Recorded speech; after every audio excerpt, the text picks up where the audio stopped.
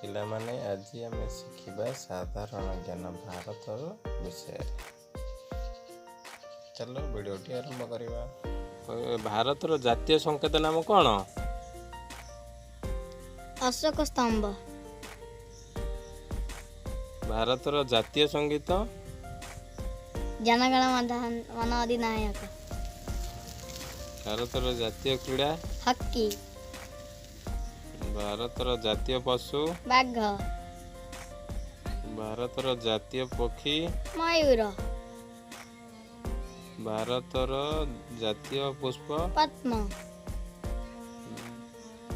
ଭାରତର ଜାତୀୟ ନୀତି? ଅହିଂସା।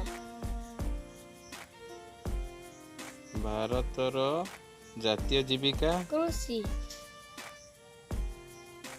ଭାରତର ଜାତୀୟ ନେତା? ମହାତ୍ମା ଗାନ୍ଧୀ।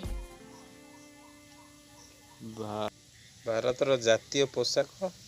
ଖଦଡ଼।